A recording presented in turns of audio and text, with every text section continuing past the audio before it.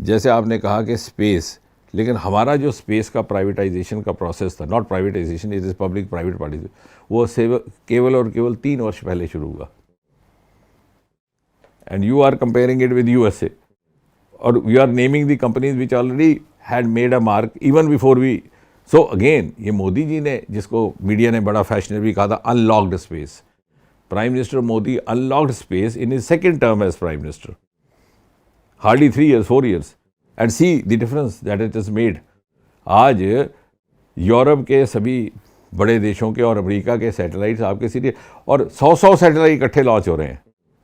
So if you could make such a progress 3 साल के भीतर, तो जिनकी आप कहानी सुना रहे हैं 30 साल की, क्योंकि जब हम रिसर्च करते हैं ना, जब हम करते हैं, एक हमारे यहाँ कंपैरेटिव ट्रायल होता है साइंस में, उसमें सारे पैरामीटर्स देखे जाते हैं, कितना लंबा समय से ये चल रहा है, कितने इसके पास औजार थे, कितने इसके थे। ऐसा नहीं देखा जाता कि 3 साल वाले का आप कंपैरिजन करें 30 साल के साथ। स्वीकार करते हैं इसको, आगे बढ़ते हैं। देखिए, ये मैं मानता हूँ कि अब भारत की पॉलिटिक्स बदलेगी, क्योंकि पढ़े लिखे लोग आ रहे हैं। आप फिजिशियन भी हैं, पॉलिटिशियन भी हैं।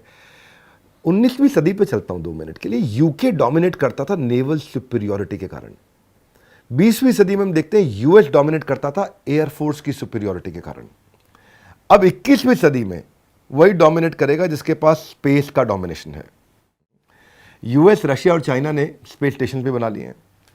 सैटेलाइट 2022 में, केवल 2022 में यूएस में 1800 लॉन्च हुए, चाइना ने 400 किए, इंडिया ने भी 50 किए।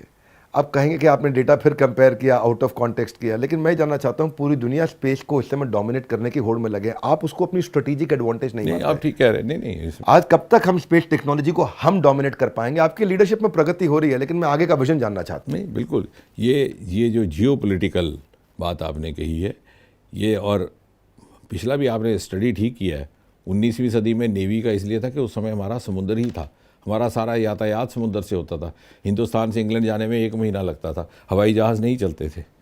Then the next century, the 20th century was the century of electronics and other things, और उसमें एयर भी आया, उसमें ट्रांजिस्टर आया, रेडियो आया, टेलीविज़न आया, सब कुछ आया। अब हम उससे आगे चले गए। अब जब हम आगे चले गए तो कुछ एक ऐसे देश थे जो उस समय समृद्ध थे, who were already venturing into space, क्योंकि अमेरिका और रूस ने हमारी आज़ादी से पहले से ही अपने स्पेस के प्रोग्राम शुरू कर दिए थे।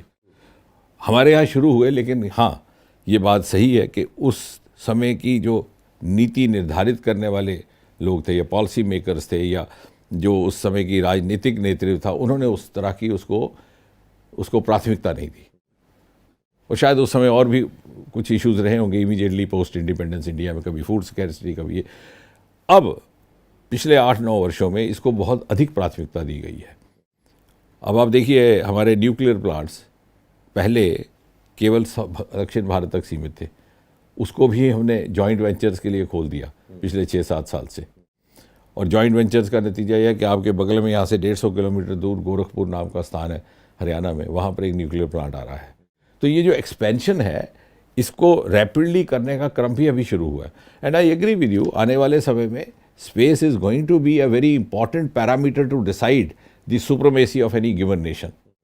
और लेकिन हम उस होड़ में हमने बहुत तेज़ रफ्तार पकड़ी है, ख़ास तौर से पिछले 3-4 वर्षों में।